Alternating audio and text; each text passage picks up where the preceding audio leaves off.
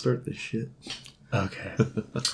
Welcome to Films from the Phantom Zone. Failed and forgotten comic book movies. Hopefully we won't have to repeat that all a lot. If you get that, you get the gist of this podcast. My name's Arnaldo, and I'm with my friend Berto. Say hi, Berto. Hey, what's up? I was really hoping you'd say hi, Berto. No, I mean, I thought about it. I did think about it. So let's go over real quick the premise of this podcast, why we're here. The point of this podcast is to go over failed comic book movies. And you might think, that sounds super subjective. What's a failed comic book movie? Don't you worry, I've got rules. So we came up with a set of rules because it is super subjective. But we thought, failed comic book franchises, we're going to treat it like a business. So rule number 1 has to be a comic book superhero film. So we're not going to get into comic book movies that aren't superhero-y. Okay. And it won't be a superhero movie that isn't comic book based, like Avatar. Or that's not a movie. It is a movie. It is a movie, but it's not a superhero movie. You know what? We should do like a bonus thing and talk about Avatar. So that's rule number 1. By the way, you're talking about Last Airbender, right? Not blue people not blue and shit. All right. So we're going to treat franchises like a business. So if it's out of production, it's out of business. That's a failure. So the Superman franchise, great first movie, great second movie, terrible third movie, terrible fourth movie, whole thing counts. Okay. It's another good example. There's Kick-Ass 1 and 2, which were both, I thought they were both great movies, but the third movie just never happened. Yes. So if they set up for another movie and that doesn't happen, that's a failure. Because it's like trying to open up a new location, you go out of business. So it's not necessarily like, oh, all these movies are bad quality or anything like that, because... Right. I mean, we're going to talk about whether they're good or bad quality. That's the point. A lot of them are going to be bad quality. Rule number 3, if it lasted exactly as long as it was designed to last, it's not a failure. So what that means is, like, for example, the Dark Knight trilogy. Batman Begins, The Dark Knight Rises. Chris Nolan set out to make 3 Batman movies. He made 3 Batman movies. At no point was he tempted to try to make spin-offs, more sequels, open up a greater universe. They said, we're going to make 3 movies. They made 3 movies. They were good. End of that. That's considered a success. So right. You may be thinking, hey, that's pretty much every movie ever made that's not in the MCU. Pretty much correct. The MCU is basically the only truly successful comic book franchise. Well, that's why it's still going. Yeah, and they're all good movies. And also, it might be a little depressing that we can't talk about those movies, but we will, because we're going to be really focusing on why these movies failed. And at this point, it's so easy to compare them to the MCU because they failed because they're not the MCU. The MCU succeeded because they didn't do what all these films did, which is, bad. And a lot of people do say, like, oh, they reuse the same formula all the time. It's like, well, it works. Yeah, and I can get into that hardcore, and I'm sure we will at some point. But other franchises we're not allowed to touch, according to our own rules, are the DCEU, because although the jury is out whether they are successful or not successful, they are still in production. That canon is still being made. Therefore, they're in business. We can't decide if they're failed yet. They're still churning them out. They're making money. They're threatening us with more movies before you know it. And I know you and I have very different opinions on most of those movies. So. Oh, you don't say. We'll get to that. Other examples, we can't touch things like The Joker because they said they were going to make one. They made one. It was very popular. Now there's talk about a sequel. If that sequel were to fail and they don't make any more, now it's in game. We can talk about it. All right. Can't talk about Venom. Because as terrible as that movie is, they're still making a sequel. They are in active production, and so that counts.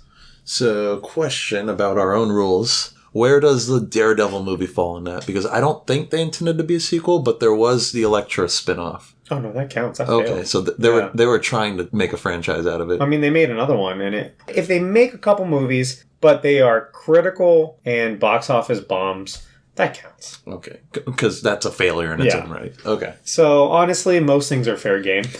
And we actually made a really long list, and I didn't realize how many movies were fair game. How many we can get into. Before we move on, rule number 4, and all rules can change at any time. So, if we get bored, we want to do Star Wars, we can do that. We might have to rename the podcast, but... I take that back. We won't do Star Wars. But if you want to get into like some Chris Nolan Batman stuff, maybe we do that. We were talking about... What were we just talking about? Avatar? If we really feel like we want to do something out of left field, we'll just do an Avatar episode and get into The Last Airbender. If you want to get into a TV show, rule number 1 was all these are live action films. Because a TV show, you have to watch at least like 5 episodes to get the gist of like the show. Yeah, well, like just watching like the pilot or something, it's not going to cut it. Yeah, that's not going to work. So that's at least 5 hours invested just to get a feel for it. Right, so they have to be movies. But if we really want to get into, like I said, if we get bored, we want to do the Daredevil TV show. Which is amazing, by the way. Yeah, so we'll see. But as it is right now, movies only. What movie are we talking about today, Berto? Ghost Rider, starring Nicolas Cage. That's right, everybody. We're talking about Ghost Rider from 2007? 2007 Ghost Rider starring Nicolas Cage. Produced by Avi Arad. If you know anything about that guy, it makes perfect sense why this movie's terrible. Spoiler alert, this movie's terrible. We're going to obviously spoil the shit out of all these movies. Either they're bad or they're old. You have no excuse to be spoiled by them, but yeah, obviously spoiler alerts. Just watched this movie a couple days ago. I already forgot the whole thing. That's how terrible it is. It's a very forgettable movie. What's your initial thoughts before we really get into it? Like overall opening the movie statements. as a whole? Oh, the thing is, I can't even say it's like a super entertaining movie or anything. It's just, it's a Nic Cage film. Take that as you will. I was really thinking about the kind of timeline of comic book movies, and I think we should, I don't know, I feel like I need to write it all down or draw a picture or something to really kind of get why these movies were made in the way that they were. And it starts off with movies like Superman. Superman the movie, 1970-something, kicks it all off, right? It's a great film, especially for the time. It just balanced the seriousness and realism of making a live-action film with the appropriate amount of comic book campiness and silliness to still have it be based on a comic book and do justice to that comic book. And these movies, they can be campy and still fun to watch. It depends on how you do it, and I don't think Ghost Rider did it right. Yeah, so that's another thing. I feel to make a live action, there is a spectrum here between campy and silly, however comic book accurate, and on the opposite side for most of these, especially these characters that were written in the 70s, 80s, some as far back as the 40s and 50s. And on the other side, some sort of realism. And there's a suspension of disbelief there where you have to... People sitting down in the theater, they know what they're getting is a comic book movie. So they know, okay, this is a Ghost Rider movie. Dude's a skeleton that's lit up on flames. I've already suspended my disbelief enough to believe that. Right. But everything else has to be at least fairly believable. And I feel like that's where this movie falls apart completely. Nothing in this movie is believable. The things that the characters are saying, the way they're looking at each other, when they walk from point A to point B, even some of the edits really took me out and confused me. We were talking about there's some scenes. There's weird cuts between scenes. When it cuts to the next scene, there's no transition. Yeah. It was just the next scene. There's times where you forget where you are. Yeah. And you forget what character is where. It's just very basic editing problems in this movie. Yeah. So let's get into it. Ghost Rider, the character. I'm just going to read this blurb I stole from Wikipedia. First supernatural Ghost Rider is a stunt motorcyclist, Johnny Blaze, who in order to save the life of his father, agreed to give his soul to Satan. At night, when around evil, Blaze finds his flesh consumed by hellfire, causes his head to become a flaming skull. He rides a fiery motorcycle and wields blasts of hellfire from his body, usually from skeletal hands. Yeah. Do you know about Ghost Rider? I little bits. I've never read the Ghost Rider comics, but I've read stuff that he's in, and obviously I've seen a little bit of Agents of S.H.I.E.L.D., but that's a different Ghost Rider. I like him better. So I think I was probably not aware who Ghost Rider was until I saw the trailer for this movie. And I'll be honest, I didn't see this movie in theaters. Did not catch my interest. Weird, it has to be a pretty bad. I saw it in theaters, but I was also a kid when it came out, so my dad took me to see it, and I think at the time there wasn't a lot of good comic book movies, so I think my dad was like, "Oh, that was a pretty good movie." I think I was maybe 2007. So I was about to graduate hige school. That was the year I graduated high school. Oh, okay. So it's not that I was too cool for this, because I was I went to go see Transformers, and I remember liking it. I thought it was pretty fun. They weren't as they get progressively worse. But if the trailer for Transformers sold me to go see Transformers, right, then I would have seen this had it looked any better or had it had any buzz. I would have definitely gone and seen this. I was totally into this kind of This was also a time, though, where a lot of superhero movie trailers followed a weird formula. Where it's let's show the main character, let's show the girl, let's show some generic action, and then let's add some jokes at the end of the trailer. You know, I thought about earlier today, we should pause and watch the trailer and maybe later realize why we weren't attracted to this at the time. Or at least me, like. We can do that right now. We can pause and watch the trailer and then get back. Watch the trailer. All right, so we stop, we watch the trailer, it's bad. Yeah, it's really like generic. There's a generic score to it. Yeah, it just feels really low budget. And, I mean, the movie is, like, we watched the movie. It's, if anything at least portrays the movie accurately, if you saw that, we're disappointed in the theater, that's your own fault. The trailer might be better than the movie, actually. Oh, you think? Maybe. Something this movie does strangely well is that it is at least comic book accurate. These are the things that Johnny Blaze is. And that's what Ghost Rider is. He is a fiery demon motorcycle rider who fights other demons, right? Which is fine, yeah. Like that was not our problem with the movie. Our problem with the movie was not like, it's fully his powers it's fully or anything execution. like that. It's very poorly executed. So let's get into the plot. I mean, all right, so I basically copied this from Wikipedia. We'll figure this out. Okay, so the demon Mephisto sends out a bounty hunter, blah blah blah, Ghost Rider to retrieve the contract of Sen Venganza for control of 1,000 corrupt souls. This whole thing happens in like an info dump by Sam Elliott, who's in this movie. At the very beginning. And I'm going to be honest, the whole thing went over my head. I don't know about you. Yeah, it was like, it was just an info dump. It was like one of those weird, like, almost like, you know how Lord of the Rings has that intro where they like speak... Okay. Lord of the Rings, it's interesting though. It's interesting, but you can tell that's what they tried to do. I feel like you can't compare like Lord of the Rings with and like Star Wars does like a prologue. All right, here's another useless info dump that like honestly like we could have figured it out as we went along probably. And the fact that they relied on that so much like made me not understand why they wanted that contract. Well, yeah, I can't tell you how many times they said San Venganza in this movie. Fun fact that's Spanish for Saint Vengeance. That's why, as in spirit vengeance, as in spirit of vengeance. Oh, well, that's clever, but... stupid, because the whole time I'm like, is that a real town? And then they show it at the end of the movie, and it's just kind of like this, like, it looks like where Coco lived. Oh my god. I don't know, dude. The whole time I'm like, so why does Mephisto want this contract, and why does the other guy we haven't met yet want this contract? What does any of it do?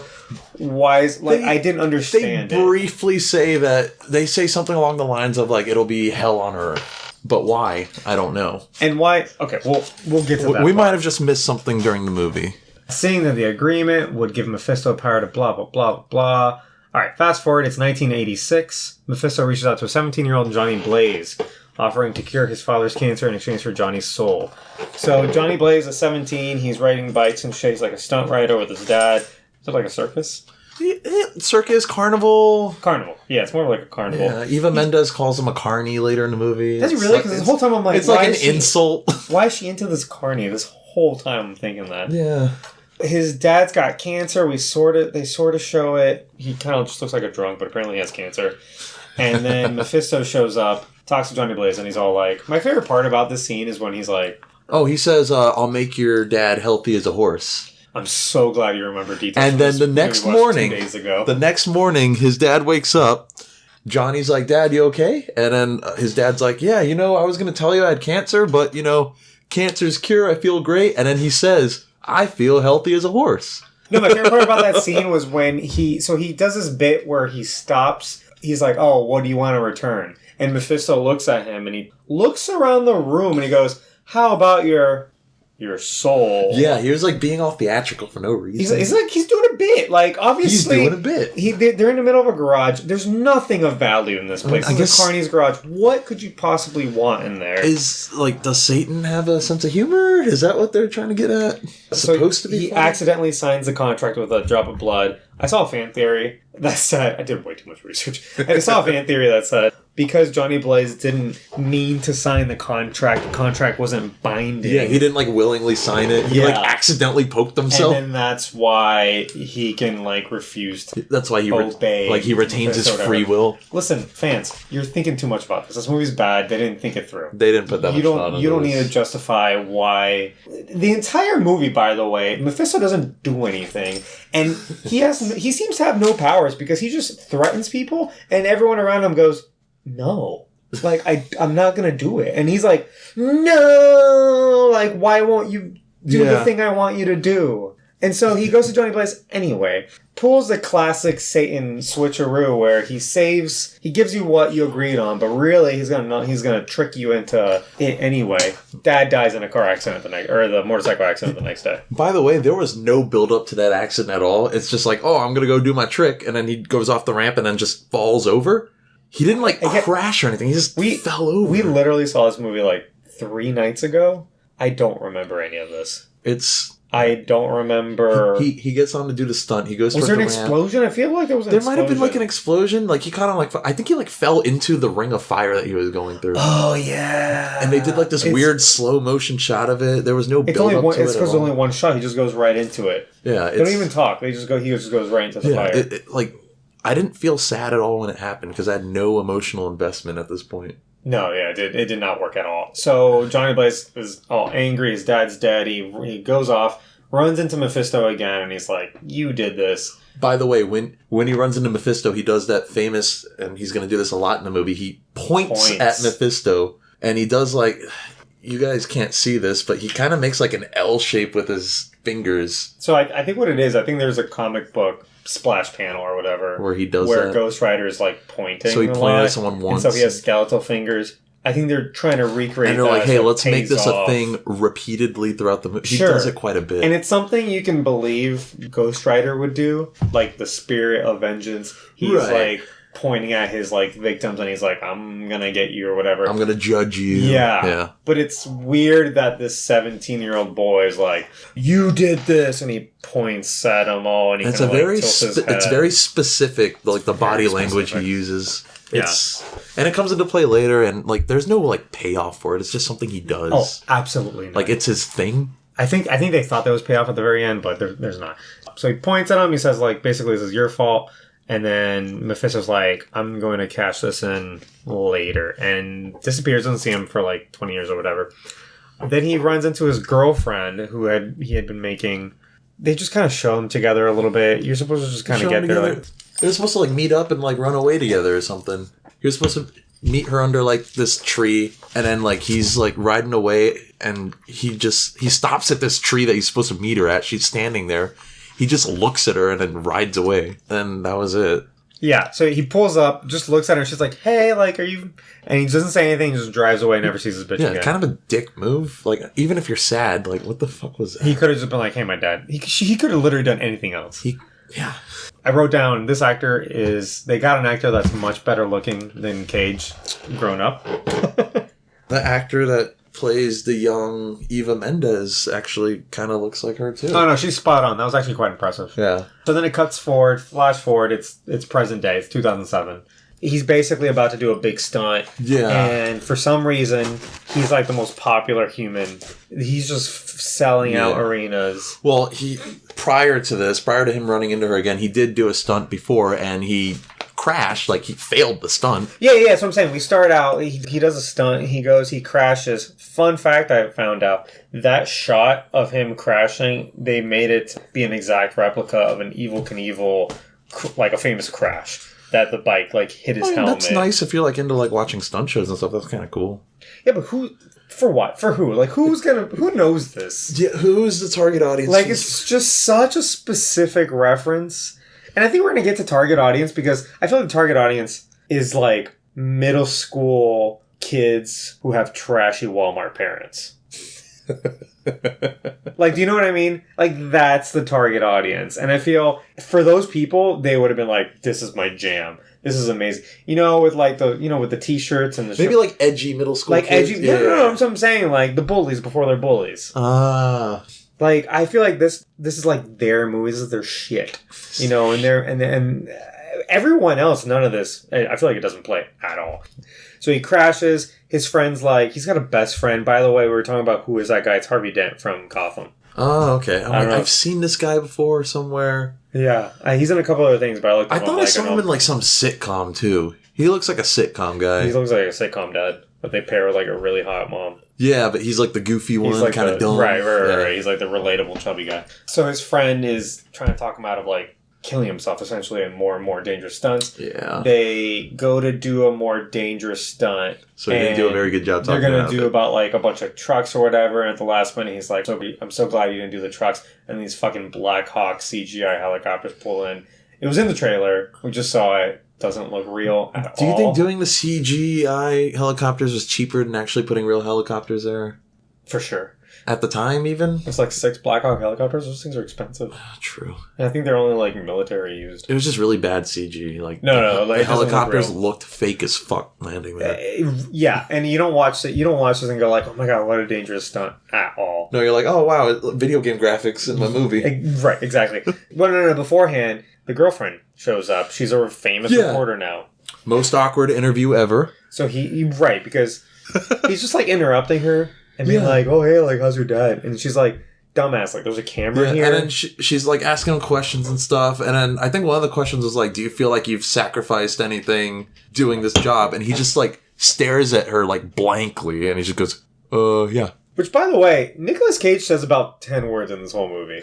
I just don't... I don't get it. We'll get to that. Super awkward interview. Basically, he just wants to... I mean, he left her. Wants to kind of just, like... I don't know if he wants to rekindle or at least wants to catch up. Anyway, she leaves. He does the stunt. He makes it because, I don't know. Who cares? And then he goes after her. And then she's on the freeway. He does a bunch of dumb stunts, is talking to the driver. Almost gets hit by a truck. Yeah. Anyway, she gets out of the car. They're talking. She seems upset. What does he do now? He just kisses her. He just grabs her and kisses her, which is sexual assault. That's sexual assault. If any of us did this, we'd be in jail, right? Yeah, but if you do it in a movie, it's apparently romantic. Well, see, here's the thing. This movie feels like it was written by Nic Cage himself because he's just like the most popular guy. Everybody loves him. Everybody wants his autograph. I can't name a single stunt motorcycle rider other than Evel Knievel, and that man's been dead for a long time. Yeah. And in this universe, this is the most he's just got abs. We'll get to the abs later. And then so girls are just fawning over him, and he gets to just kiss this girl who he's shared maybe 10 words with, and she just immediately agrees to go on a date with him. Yeah. Like, going back to, like, him being super likable, like, I don't get it, because he's, like, weird. Oh, no, right, no, it's super weird. Like, this man drinks jelly beans out of a martini glass? Was that in the RV scene, or was that later? It was in the RV. It was both. The first time was, like, when his friend was trying to talk him out of doing the stunt. He's got the... And he's like sipping red and yellow jelly beans out of a martini glass. So after this, he goes back to his apartment. She goes to get ready for the date. Suddenly, she's all back into him again. She was over him, didn't want to see him, was regretting doing this interview, but you get the impression she was forced to do it. She's getting ready for the date. He's with his friend or whatever in his cool-ass apartment. Again, I really feel like Nic Cage is just living vicariously through this character with all the motorcycles. This is who he wants to be. Yeah, right, exactly. This is how he wants to be portrayed. This is how he wants to be seen. He's got his fucking jelly beans in a martini glass. He's watching a monkey on TV. The 1930s cartoons. Yeah, and then a monkey on TV, and he just laughs at it. He just laughs hysterically for no reason. That might have been like some of the worst acting in this movie, where he turns on the TV and immediately goes, ha ha ha ha ha ha. It was weird. So his friends in there still talking about, angry about the stunt. He's scared for him because he's like reading books of like the occult. Because I guess he knows he's a demon, or he met. He knew that was like, there was some weird shit going on back then. So I mean, that I can kind of get behind. Like he's researching what he is. Yeah. But obviously, any normal person would see that and be a little worried. Right. So meanwhile, we meet the villain of the movie. Blackheart. That's his name, right? Yeah, Blackheart. And he is Mephisto's son. Yes. So he shows up in just like a graveyard-esque road, because where else would they be, right? Yeah. And Mephisto's there, and they exchange some words about... Again, it's one of those things where Mephisto's basically like, don't do that thing. And Blackheart's like... I'm going to do it. No, I'm going to do it. And Mephisto's like, okay. Like, I can't stop... Mephisto literally doesn't do anything in this movie. So he shows up to... I don't remember if these scenes are... It doesn't matter. Shows up at like a Hell's Angels bar, starts killing everybody for whatever reason. Felt like a very like Terminator-esque scene where, Arnold walks into the bar and kills all the bikers and takes their clothes. This demon didn't take their clothes, but like pretty much the same thing. It was almost like the same thing that happened. He shows up in this bar. He kills the first guy at the door. Then he walks in, starts killing everybody. Oh yeah, his friends show up, and he names each of them as they show up. So it's almost like an info dump at the same time. So like one will show up and be like, and then I really don't remember their names, but he'll say their names. One is Gressel, one is Abigor, and the other one is who cares. They're supposed to be like elementals. Like each one has the power of a different element. Yeah, one was like earth, water, air. Water, air. I think that was it. That's it. Yeah. Why? It doesn't matter. They were really hard to understand when they talked too. It's like there was they put like a voice modulator over all of them. Like the water guy, I get he kind of sounded like he was underwater, but like everybody was. Which is the one with the dreadlocks? I think that was the air guy. He was hilarious looking. Well, his mustache was like clearly fake. Yeah. Like it was just kind of it was just like clearly like there was just like you looked at it and there's something that's just off about that guy. Yeah. It was just the introductions where one just like comes out of like a puddle of water and the other one comes out of some dirt. Yeah, like one will come out of the puddle and then he'll say and then he'll say their name and the next thing and the next thing and then imagine if when you walked in the front door I was just like, yes, Birdo, you're here. Yeah, nobody, you know what I'm saying? Like nobody talks like that. That's what I'm saying. Nobody talks like that. None of the lines in this movie is believable. No. So that's what we were saying before. This happens and he kills a bunch of people in this bar, and then we cut to Johnny Blaze's apartment. They have a kind of a lighthearted scene, and then it cuts directly to like the bartender behind the bar, and she's like hiding and scared. And for a split second, we're like, "Is this bitch in like his apartment?" And usually, this is editing 101. When you cut to a different location, you start with an exterior shot, or at least a familiar shot, so you know where you are. Yeah. It was very jarring. Yeah. You don't just go to a new location, aka behind the bar, with a new character you haven't met yet, because you're going to assume they're in the same place we just were. Yes. And that happens like 3 times in this movie. Yeah, but then like the bartender comes up behind the bar and he kills her immediately. And that's the other thing. There was almost no point for this cut, because nothing changes. That scene could have just been attached to the rest of the scene. He still killed everybody in the bar. Yeah. He did not kill that bitch. He still killed the bartender. Yep. So what's the point? Yeah. The whole point of that scene was just introduce the three guys by name. That did like nothing. And then more exposition dump. He's like, hey, the 3 of us are going to go get the contract of San Venganza. Because, nobody listened to the intro of the movie.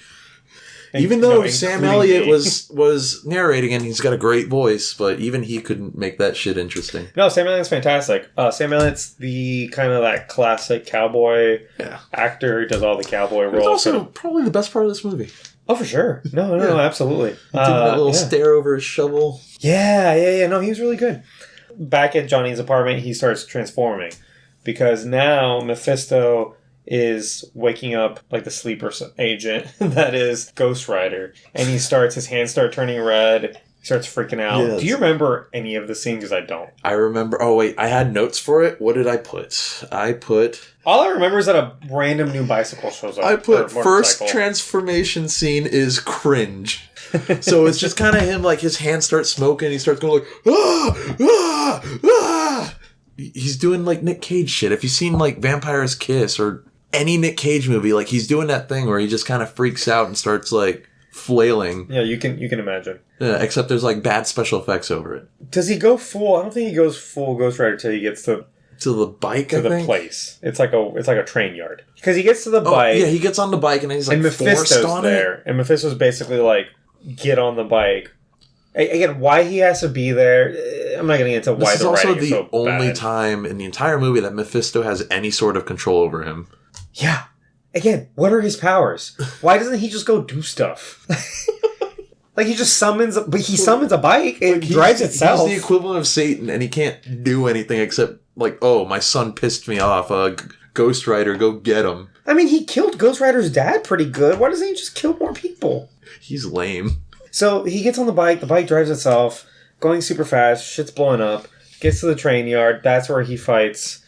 I think he fights the water dude. One of them. He might fight all of them. No, the water guy he fights later. It's like the earth guy I think he fights now. He does fight the earth guy. Oh, he does. And then he I remember this because this was also my note. It's not really a fight. That's another thing. There's not really fights in this movie. It's like... There's not an ounce of choreography in a thing happens, and then the bad guy dies. So, like, bad guy drove a truck into... Oh, yeah. He didn't even use his earth powers. He drove a truck into him. He didn't even earthbend. It's just like the Avatar movie. And then, like, they're like, oh, I took care of him. And he's, like, walking away. And then Ghost Rider, you know, he can't die. So he obviously survived that truck. And then he finds chains that are laying around, wraps them around the Earth guy, and kills him. Basically, yeah. I just remember he kills all these guys by a touch. That was the fight scene. It wasn't a fight. Yeah, he just... The chains, and then he, like, kind of blows up, and then that's it. I think... Yeah, that was it. I feel like the whole point of that scene was just to get him the chains. Again, yeah, because it's, like, iconic. We go through the Ghost Rider. He's got a leather jacket. He's got a flaming skull. He's got chains. He's got a motorcycle. He's, like, super edgy looking. Nailed those 4 things. Yeah. Right. From there, he just keeps on doing more vigilante shit because he gets to that random mugger and kills him. And just... Is that what the penance stare? Do you know more about the penance stare than I do? I know it. Obviously, like, at least what they showed in the movie, it's like you see all of the bad things that you've done in your life. It's like a judgment type thing. Now, whether or not it just kills the person or sends them directly to hell, I'm not sure. All I know is, like, the guy, like, fell over. He looked dead. His eyes were, like, black. Yeah. If there's any good in any of this, I like that. I like the effect where the camera goes into the guy's eyeballs, comes out, and his eyes are all, like, black. Yeah, no, like, that scene was actually kind of done pretty well. So, the penance stare forces its victim to experience all the pain and suffering they have caused to others. The more the person has caused pain, the stronger the reaction they have. This is incredibly useful in defeating powerful villains. Ghost Rider needs only look into the person's eyes to initiate the stare. So, it seems like a trump card. Basically. Like, oh, I'm going to look into your eyes and, like, you're going to be defeated. Right. So he does it on this random mugger who is robbing Rebel Wilson. This is, like, her first major film. If you look at her IMDb, she did, like a student film, and then this was, like, her first, like, real movie. Oh, wow. And she was actually really funny. Like, she was kind of, I mean, she's got a scene with the Rebel reporter, Wilson. and she just does a Rebel Wilson thing before we knew what Rebel Wilson was, and I was like, and you were like, is that Rebel Wilson? I'm like, no way. But anyway, does the penance on this guy, then goes home. Classic next day, can't remember anything, thinks he's dreaming. Meanwhile, they cut to... Is her name Rebecca? Fucking Eva Mendes, the girlfriend. What's her name? Shit, why can't I remember? Roxanne Simpson. A lot of things about this movie are just forgettable. She's in the restaurant, and she's doing, like, the classic, like, freaking out because the date's not there. Well, this is, like, such a, like... It's a trope. It's a very 2000s trope. It happens in a lot of, like, romantic comedies. I think it happens in Spider-Man 2? Does it? I think so. No, maybe Spider-Man 3. When he's sitting in the restaurant, like, they keep bringing the ring out, and he's like, no. Because he's being stood up in the restaurant, basically. Oh, yeah. And then she's just keeps on getting, like, wine refills and like, breadsticks. And then she asks the waiter, do you think I'm pretty? This is Eva Mendes, by the way. She's beautiful. She stopped acting... Because she's married to... What's his face? You did say this when we were watching the movie, and I don't remember who it was. She's, like, raising kids. She doesn't want to act anymore, which is... She's living her life. Perfectly fair. She's living her life. But if you don't remember what she looks like, this woman's beautiful. Right? That was one of my notes. It says, Eva Mendes is hot. She is way out of Nicolas Cage's league. And yet, she has shared, like, 2 words with him, was assaulted sexually in the middle of the road, and then is on a date... The movie is dumb enough for her to ask the waiter, am I pretty? And the waiter just goes, right, and then walks away. I'm like, was that supposed to be, like, funny? Again, this movie's, like, partially rewritten by Nicolas Cage. A lot of actors have enough power, and he, like, has some producing credit in this, where he can basically rewrite all his lines. So was he just trying to make her, like, through the film, negging her? Yeah. Like, honestly, yes. So he becomes... Is this when... It's later that he gets arrested, right? Like his second appearance as Ghost Rider? Yeah, he gets arrested later after she shows up at his apartment. So she shows up at his apartment. I think she probably forgives him immediately because he's perfect or whatever. Is this when we see his abs? Yeah, because it's like he wakes up like the next morning or something, and then... Classic. You see his abs. He's got like this great body, and they show it for one scene. I was going to say this for later, but I was thinking about doing a segment called Nudity Minute, where we spend a minute talking about whether or not a movie has nudity. And it might sound silly because obviously none of these movies are going to have nudity in them, but There's a lot of good man abs in all of these films. I think every single one has it, actually. That's my point. So we see Nicolas Cage takes his shirt off and is completely ripped. He's shredded. Do you think that's real?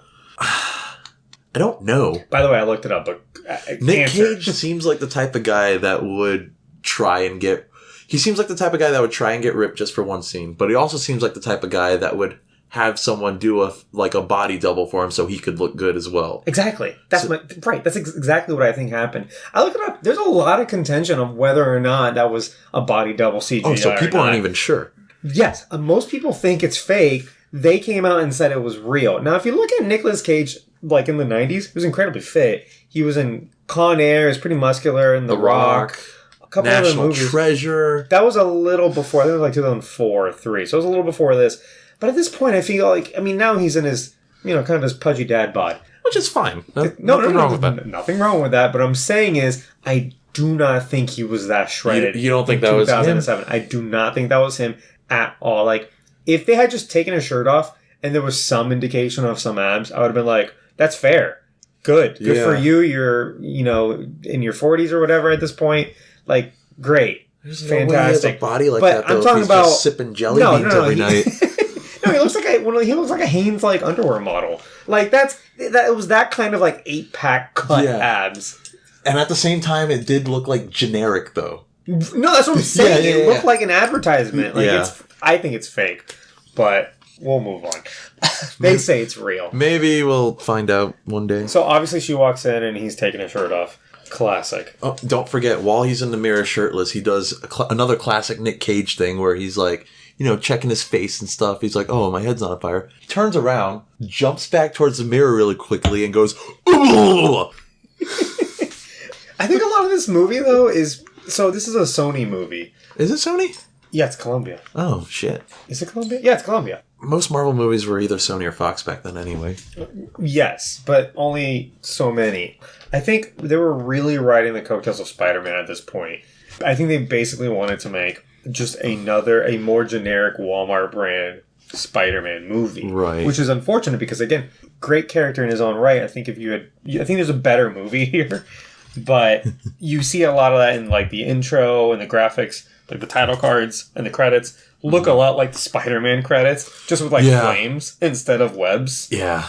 And then you see, I feel like they did the trick where Tobey Maguire is standing in front of the mirror and he's got his glasses on and off, and then the next day he's which has become kind of like a superhero type trope. And it seems like a superhero trope, exactly. Because the Power Rangers movie did the same thing. Yeah, they're all testing their superpowers. Which, for some reason, it was charming when they did it. They just executed better, I think. Well, the writing for the character is also a lot better in that film than... Right. So I think it's one of those things where they're like, all right, we need some levity here. Let's Nic Cage, do something funny. And he just goes... Yeah, and if you've seen a Nic Cage movie that isn't Con Air or The Rock, he does shit like this all the time. I want to get into Nic Cage a little bit later after we we can have a whole Nic Cage segment at the end of this. So where the fuck are we? Roxanne showed up at his place. He was shirtless. They were talking. She got mad at him for standing him up. He told her why he stood her up. He told the truth. He's like, oh, I turned into this monster. Oh, right. He just straight up tells her. She didn't believe him, obviously, because who would? Kind of reasonable. So she leaves. Not 5 seconds after she leaves, the cops show up and arrest him. Oh, that's right. He left his license plate. He left, a dumbass. He left his license plate. He left at the scene of the crime. Incriminating piece of evidence he could leave. Was it at the train yard or was it that whole city block he destroyed while he was... Yeah, it was one of those. Yeah, one of those places. He. So he gets arrested. They put him in jail, and he's all like, you don't want to do this. You don't do this, because he thinks he's like a Hulk monster. Yeah, and he's like, I can't be in here with these people. Oh, by the way, going back, the reason why he got arrested, that train yard area, there used to be a cemetery there, and Blackheart showed up there, and there was a security guard there. Blackheart killed the security guard. They found the body the next day. Johnny Blaze's license plate was there, and then, that's why he got arrested. But hold on, wasn't he just gifted that motorcycle by Mephisto anyway? Well, there was the motorcycle that was, in his garage. But it just drove itself. Isn't that? Maybe he, charmed it or something. Because he had a motorcycle in his garage that he was working on. It might have been, his dad's or something. Because it was mentioned earlier in the movie. It would be such a Mephisto move to, gift you a motorcycle that's already registered in your name. just to like plant evidence at the scene of the crime. Yeah, but like him being arrested doesn't help Mephisto. Nothing does. I still don't understand what his endgame is in this movie because He clearly doesn't want hell on Earth because he doesn't want Blackheart to succeed. But that's why he wants the contract. So what's the difference of Blackheart getting the contract or him getting the contract if they both want hell on Earth? They're also related. Yeah, can they just figure it out? It's like family issues. I don't know. Just have a talk. Just sit down and talk to your son. Anyway, Ghost Rider is in jail. He's in jail, and he's like, no. Out. He gets thrown in this giant-ass cell with a bunch of people. It's like a holding cell. I don't think they put a bunch of people... I think it's like a TV thing. I don't think they put a bunch of people in one cell anymore. I don't know how jail works. I've never been there, so... Good point. Me neither. We're outstanding citizens. So there's like a bunch of like just stereotypical thugs in there, and then there's like one kid in the back. He looks kind of scared. Yeah. And he just seems like a nice kid, and shouldn't be there or whatever. And like in almost like TV bully fashion, like the big criminal goes up to Johnny and he's like, "Nice jacket," and then he like starts beating him up. And this is while he's like freaking out. He's like, "Everybody get away from me!" He starts beating him up, and then the kid is like, "Hey, leave him alone!" And then they punch the kid. Yeah, that's right. They start beating up the kid, and that's what triggers. And then Ghost Rider turns into Ghost Rider. I remember some classic Nic Cage just freak out. Yeah. I think he kills everybody in the cell. And then, like, the kid's the last one standing. Like, the cell's, like, on fire and shit. And then he looks at the kid, and he does this. He points at the kid, and he goes, "You innocent." And then walks away. What? But wait, doesn't he steal that guy's jacket first? He does take the jacket, and he does, like, the nice jacket. Yeah. Okay, so this seems like the classic origin story where you slowly put together the main character piece by piece. Mm-hmm. Like in Solo, where they're like, "You're by yourself, Solo." Or like later on, there's like, "Here's your gun that you're going to be using for the next 40 years. Ghost Rider's where... I fucking always forget this character's name. That's how forgettable. Johnny Blaze? No, I forget Ghost Rider. Oh, no. So, Ghost Rider, part of his attributes, wears a leather jacket, like a big double-breasted thing with spikes on the ends, like a Hell's Angels type deal. The guy is like a biker guy, and he's wearing that jacket, and that's where he says "nice jacket." I guess kills him, steals the jacket, and now he has a bit. He already had a leather jacket before this. That's when that happened. I'm like, what's the payoff of getting this nicer, more comic book accurate leather jacket when you already had one? Now, if his first outing as Ghost Rider, he was in a t-shirt and then he upgrades to the cool jacket, I'd be like, oh, that makes sense. Yeah. But he had a cool black leather jacket and now he has a slightly different leather jacket. And then when he put it on, he caused the spikes to come up on the shoulder and stuff. Yeah, the tiny little, those are called like studs. Yeah. Just turn into spikes. Which is, I mean, edgy and cool. No, it's fine. But why? Cool. He had a leather jacket before. Like, there's no payoff. Yeah, it was kind of weird. So this is when, or maybe earlier, he gets on the motorcycle and the motorcycle transforms like a transformer into a more devilish. Why didn't it just look like that in the first place? Why does it have to look like a devil motorcycle? I don't see why this is a benefit at all. Like the front turns into like a big skull. Yeah. Like a it turned into Ghost Rider's motorcycle. Yeah, but if you look in the comic books, a lot of times, it varies. So I'll give you that. It varies. But still, I don't necessarily have a problem with like his bike transforming. Because I mean, like even like in Agents of S.H.I.E.L.D., the Robbie Reyes Ghost Rider, like his car transforms. All right, I'll give you Maybe that. not as dramatically, but all right. So let's go through this. At some point, he meets the caretaker, which is Sam Elliott.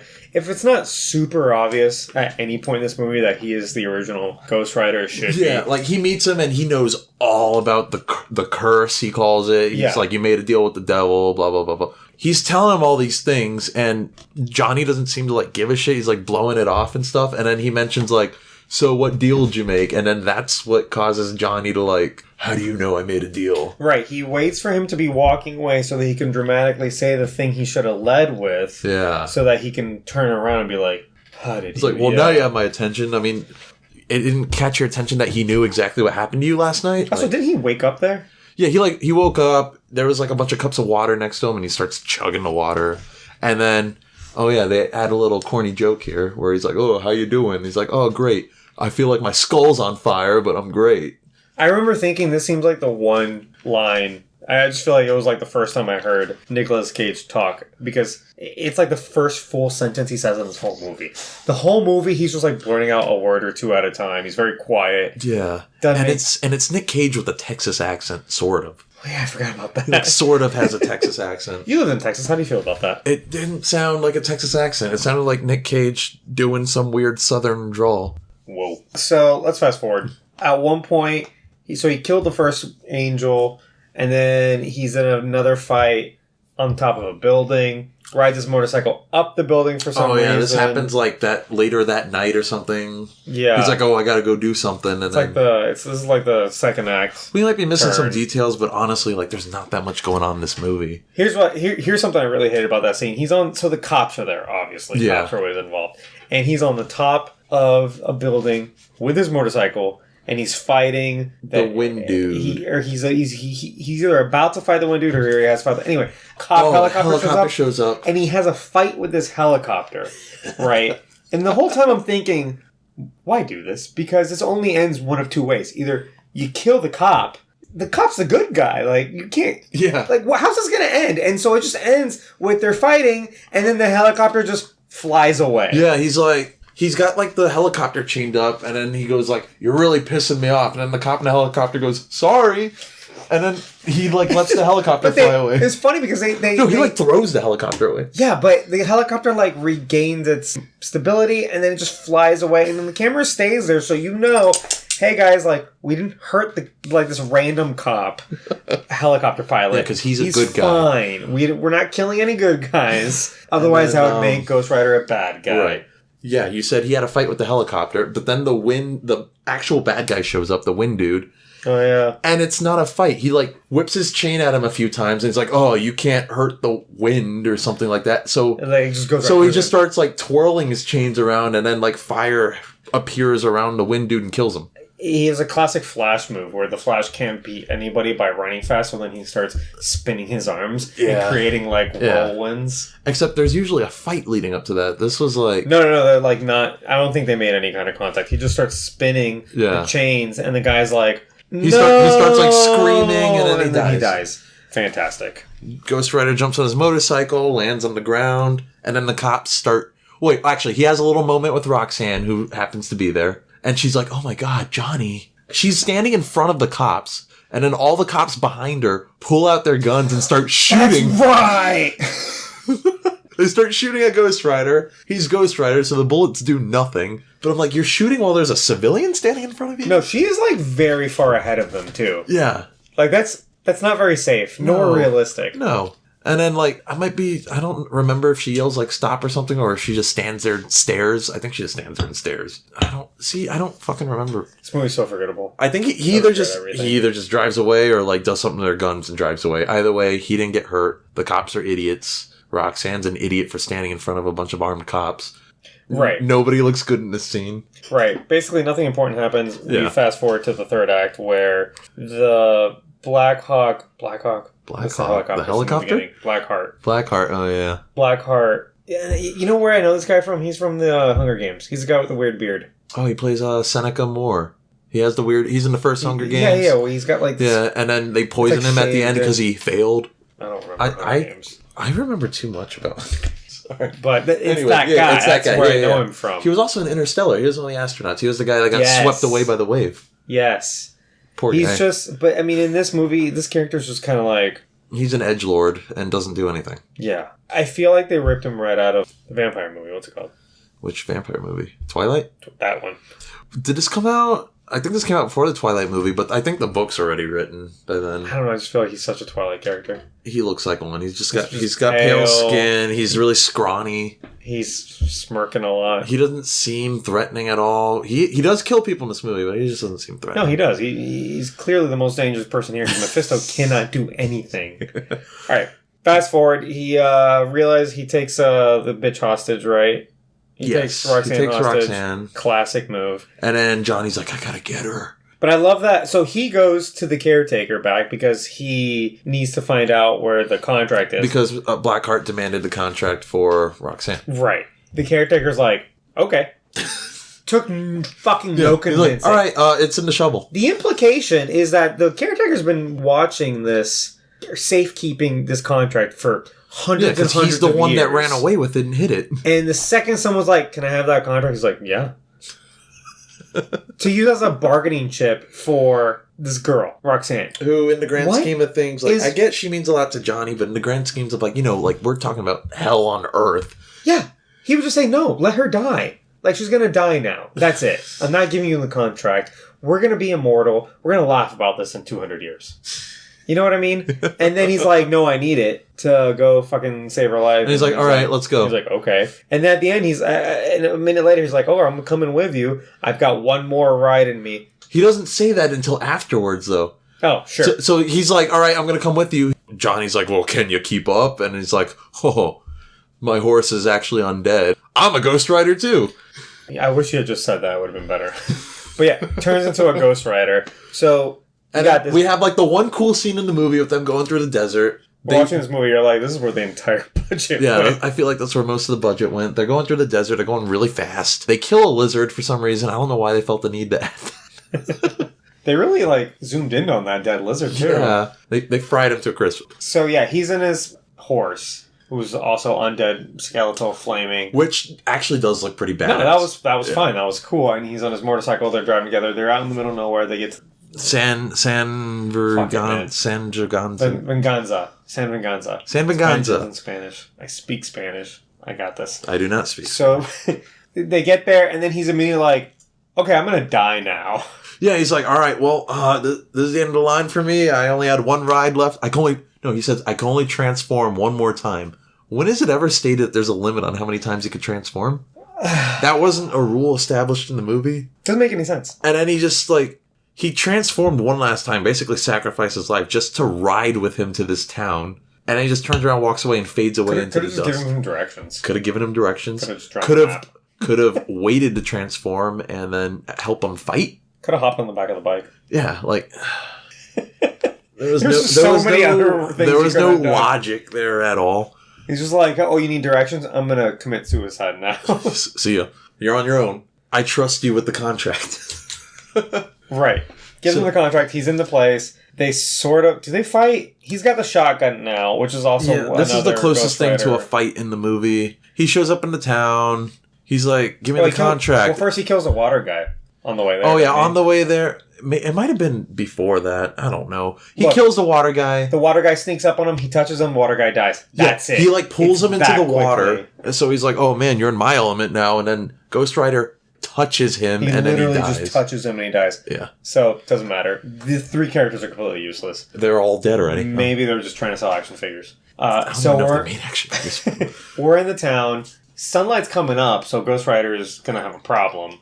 Gives the guy the contract. All the dead souls come back. They all go inside of Blackheart, which I guess was the point of this whole movie. And then Blackheart starts, like, getting scared and freaking out, it seems like. He's, like, screaming and stuff. And, like, you're the devil's son and you're scared of...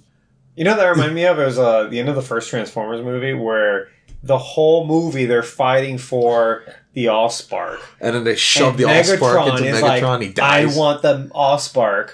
3 hours later, Optimus is like, well, if you want it so bad, just take it. And he just gives it to him. And then it just happens to work out and then he dies. Yeah. What was the point of all of that? What was the point of that whole fight? Like, just let him take and die. So, yeah, so it gave me that kind of vibes where all the souls are going inside him and he thinks it's going to make him super powerful. But he's like... I don't remember if it does. I think it kind of does, but it also kind of ends up being his weakness later on because, like, Blackheart has no soul. Now there's, like, thousands or hundreds, I don't know how many, a bunch of souls inside of him. He does the, like, demon quote from the Bible, we are legion for we are many. Oh, you're right. Yeah. Oh, so there's some substance in this movie. They tried a little bit. No, I'm just kidding. There's no substance. So then, it's very easy to Google that. He starts beating up Ghost Rider. Ghost Rider, like, kind of leads him into the church, this abandoned-ass church. With many shadows, which was very helpful. Yeah. I guess that's why I did it. Roxanne barges into this church while he's getting beat up and starts shooting Blackheart with a shotgun. She, like, blows his head off. Doesn't do anything. So then Ghost Rider, like, snatches the shotgun away from Roxanne and turns it into a Ghost Rider shotgun. Shoots him. Still does nothing. I thought he does a penance stare. He eventually does. Oh, okay. So he eventually makes his way to Blackheart, grabs him, and then does the penance stare. Times 1,000. Where he's like, oh, now you have like 1,000 souls in you that have all done this terrible thing. So this is the point of the movie at the very end where finally the prologue makes any sense because I'm like, oh, they're all bad people. Yeah. There are 1,000 bad souls. I don't know if it was like 1,000 or like 100. The number doesn't Pretty matter. sure they said 1,000. Anyway, Kaya, we have our dog who just wants to be a part of everything. Yeah, she does. So it's 1,000 penance stairs basically on top of each other, and then that's it. But here's the part that didn't make sense about that scene at all. Like the whole thing about the penance stair, because he did try to use it on Blackheart earlier in the movie. We didn't mention that, but he did, and it didn't happen because Blackheart doesn't have a soul. So then he's like, he starts. Oh, he's playing with the toy. That's gonna be loud. That's gonna be very loud. Oh boy. Kaya, I think I'm gonna have to take this away from you. Okay, can you just sit there? Oh no. We'll edit all this out. I don't know if we'll be able to. Oh, honey. I'm sorry, baby. Can you play with that little toy over there? There we go. There you go. So he does the penance stare to Blackheart. This time he's got a bunch of souls inside of him. But when we see the penance stare, we don't see the bad things that all those souls have done. We see the bad things that Blackheart did. I thought they showed a bunch of, 1700s, pillaging and raping and shit. I feel like I only saw, Blackheart, killing the people that he killed throughout the movie. Oh. And if that's no, I think you're right. Yeah, I remember thinking this is definitely me nitpicking, though. This is a nitpick. This doesn't matter at all. The scene did what it was supposed to do, but basically the penance stare worked because he had a bunch of souls inside of him now, so by becoming all-powerful, he actually became weak. I mean, after that, the fight's over.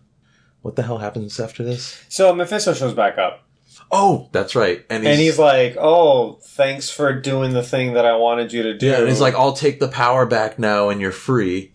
Yeah. And then Johnny points at him again. Yes. And he says, no, I'm going to use this against you, basically. And then Mephisto's like, well, shit. And then walks away.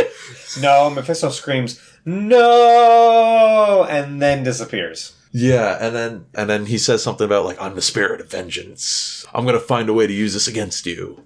Yeah. He gets the girl. There's a steamy makeup, probably, right? Probably. Well, yeah. And then cut to, the end of the movie. Jesus Christ. What happens at the end of the movie doesn't even fucking matter. Because it kind of ends with him just, riding his bike and then turning into Ghost Rider. And that's it. The ending was kind of abrupt. There wasn't too much closure. But that's kind of par for the course for, this area of, comic book movies. It's the final battle happens, and then, there's one more scene, and then it's it. Right. Why even drag this out any longer? Let's get people the fuck out of here. Yeah. Cool. Well, I was happy it was over. The second we started this movie, I regretted everything. I'm like, oh no, what did I get myself into? Because there are worse movies on the list than this. Oh, I think it's a good opportunity to talk about Nicolas Cage as a person. What an enigma of a man. I just... Where do you fall on the Nicolas Cage, hype train? I mean, I don't hate him. I don't love him. I don't know. Because it's interesting, because it's when you see a Nic Cage movie, it's almost like its own genre movie, a Nic Cage movie. Yeah, but it shouldn't be. It absolutely shouldn't be, but it is. People refer to these movies as Nic Cage movies. Oh, yeah. I just remember, a couple years ago, we did a Nic Cage movie marathon. We literally it's just watched a bunch of Nick. Yeah. We just watched a bunch of Nic Cage movies. Thing is, and it's... God, he's so interesting. So I watched one of those... Have you seen on YouTube? It's a GQ interview where they take an actor and they go through all his roles and he talks about them. Have you seen these? I think Variety does them and Vanity Fair does them too. So he did one. I watched it. I was really hoping he was going to talk about this movie and he doesn't. But I watched him. I feel like I learned a lot about Nic Cage because he's not unaware of what his reputation is. He knows that he's a meme at this point. Have you ever seen Adaptation? No. Honestly, you watch that movie and you realize this man's a good actor. He's actually a good actor. But it's funny because you watch him talk about his roles and he thinks he is just this artist. Because he's talking about Face Off, for example. Have you ever seen Face Off? Yes, I've seen Face Off. Okay, so you know how ridiculous this movie is. Take his face off. And they do the thing where I'm going to do it to you, where he's just Yeah, it's like the hand thing. The hand thing with the wife. Why that's a thing that they could have done literally anything else. But anyway, he talks about how he came up with the character of Castor Troy, who's just like this ridiculous, over the top. I mean, it's a John Woo flick, which is like supposed to be kind of like, it's not that far off from a superhero movie. Right. Where it's like this operatic kung fu with guns thing. Yeah, no, John Woo does some cool shit. Yeah, where people are fighting with like 2 guns, jumping in the air, doing flips, yeah. You know. Even then, the movie is terrible, and his character is terrible, and it's kind of the movie that I feel like started this whole Nicolas Cage is crazy apalooza, right? Was that before Vampire's Kiss? I've never heard of that. Where was that? That one is... You might have seen a scene of it. It's like where he's just running down the street screaming, "I'm a vampire! I'm a vampire!" I don't think I have. Oh man, it's one of those movies that's just fun to watch. It's not a good movie, but it is fun to watch. Like most Nic Cage movies. Yeah, you know what though? But like he thinks he's got this process, and I feel like he's got, like, he understands how to act. He's a good actor, but I feel like if a director doesn't reel him in, he's just going to go to the same thing where he's having a freak out. And in his mind, he has all these backstories and all his reasonings why he would be like freaking out. But we're not seeing that on screen. It just comes off as a completely unhinged person, right? Because he was talking about Face Off, and he's referring to like, he's talking about German Expressionism, which was this like art movement in like the late 1800s, which then influenced like the beginning of film in Germany, which is where like, what's his face gets a lot of his... Tim Burton. Tim Burton, yeah. German Expressionism, weird angles. It's a lot of like horror. A lot of like Dutch angle stuff like that. No, I'm talking about like the buildings are in weird angles. Stuff like that. So permeated, it's not even like a camera thing. Like literally, like the architecture's architecture and film, and it's like think about Tim Burton and like Nightmare Before Christmas. That's all pulled. Yeah, Beetlejuice. It's all pulled from German Expressionism. Okay. He's citing German Expressionism for his performance in Face Off.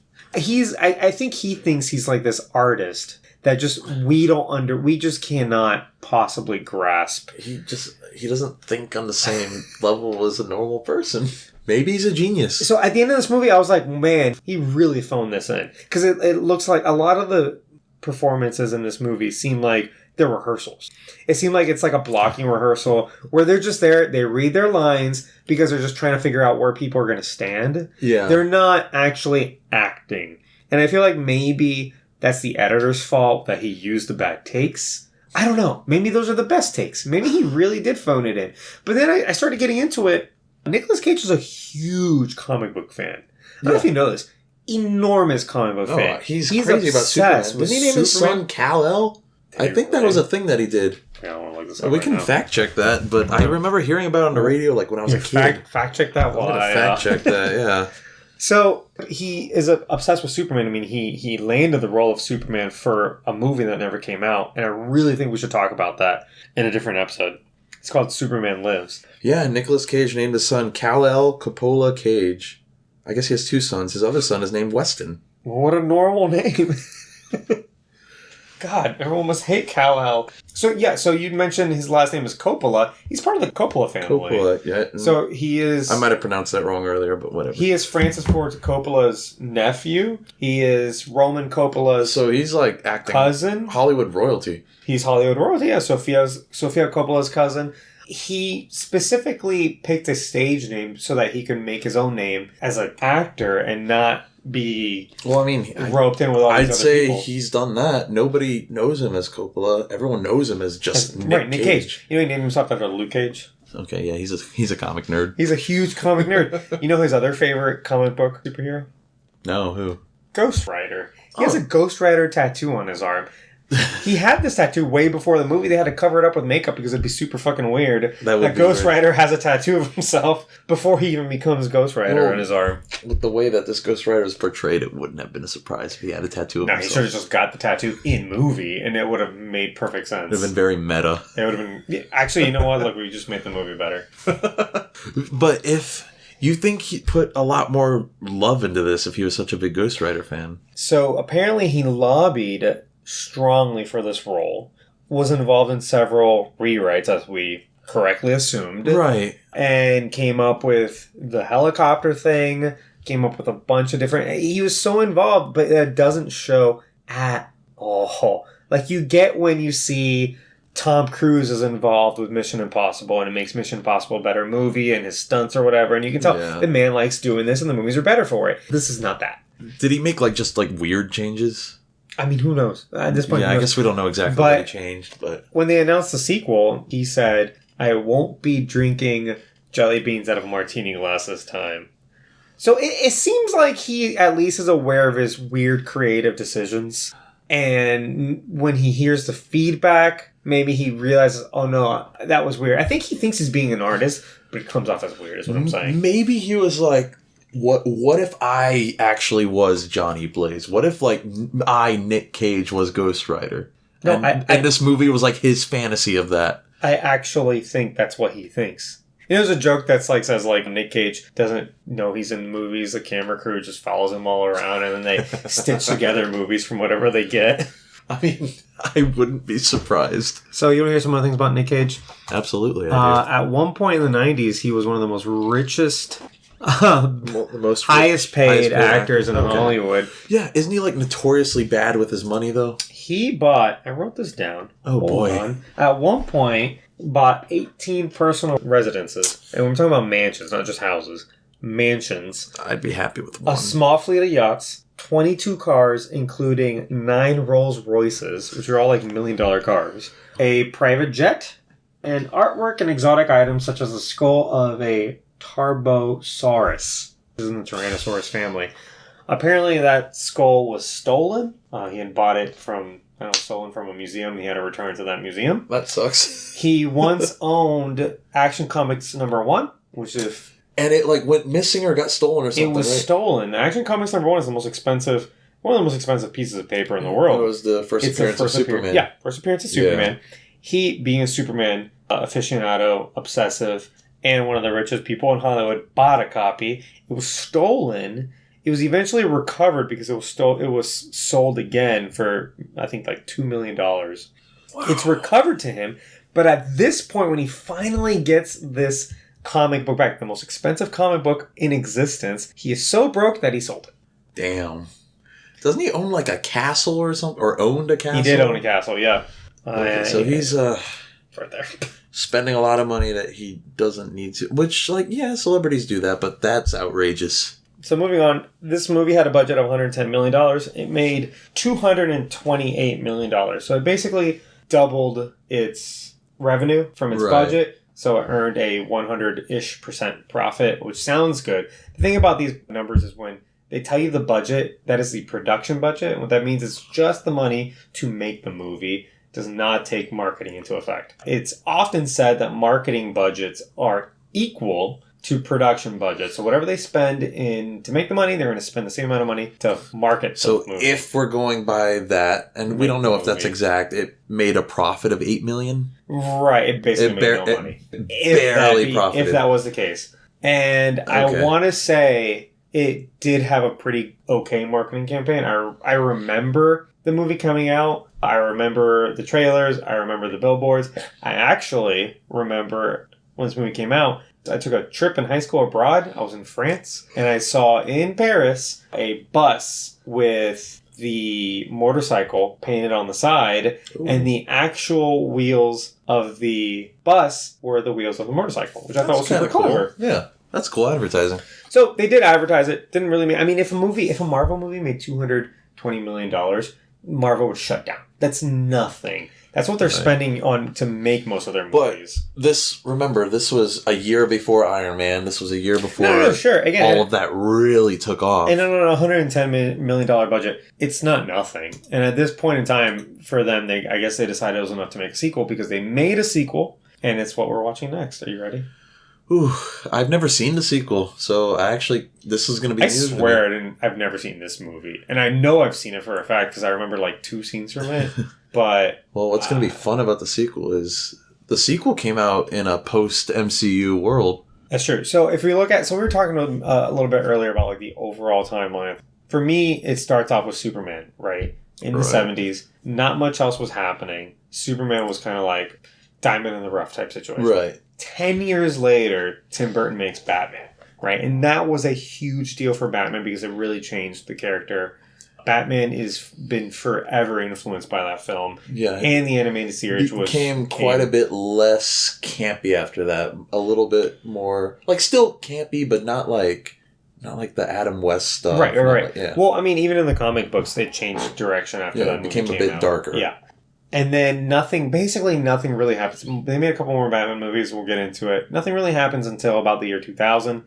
Where X-Men comes out, and then Spider-Man a year later. Yeah. X-Men and Spider-Man, to me, are the newest age. They brought in almost like a renaissance of it was definitely a renaissance of comic book movies. Yes. In that, there's a bit of a dark period, I think, where there's in the a lot 2000s, of just trash coming out. Where everyone else is saying, well, we got to make comic book movies just like X-Men and just like Spider-Man. And that's where you get Ghost Rider. And Ghost Rider since... Four. Right, there you got Fantastic Four, Daredevil. Ghost Rider, Daredevil, Hulk. The 2003 There's Hulk. Catwoman. There's a bunch of movies we forgot about that are all influenced in this period of time between 2000 and around here, 2007, 2008, where everyone's trying to figure out how to make a legitimate, successful comic book movie, but they're mostly all making the same movie over and over again. Yeah. And this movie is just like Daredevil. It's just like Hulk. Spider-Man, but it's not good. They did a formula and they followed it. The issue was this formula didn't really work with these movies. And we can get into this, but I believe that the MCU's first phase also follows that exact formula, but does it so well. Well, it seemed that there was a huge improvement with writing, for sure. Direction. No, sure. Where the MCU gets it right. Follows the same formula, the phase one, at least before Avengers. Follows the same formula, but it's good actors, very good writing, and good execution overall. And that's what makes a difference. And they had an overall plan of where they wanted it all to go. Yeah. That's not something these movies had, I feel like. I feel like these movies are like, all right, let's make a movie and then we'll figure out what we'll do for the sequel. No one's sitting here on Ghost Rider going, okay, so like what are we going to be doing in 10 years? Absolutely not. It was just a different time for movies in general, but especially comic book movies. Yeah. And I want to do a deep dive on that another time. I want to introduce a new segment that I've been thinking up. It's called Keep or Cancel. So everyone knows we live in cancel culture. If you had to keep or cancel Nic Cage, what would you do? Ooh. I mean, he, as weird as he is and all that, I think I would keep him just for the sake of, like, there's a lot about him that really strikes, like, it scratches that guilty pleasure itch for me. Oh, that's a good point. So it's like, I can't help but, like, kind of want to see what he's going to do. Yeah. It's almost like watching a car wreck. Yeah, like, you can't look away from it. There's something interesting about it.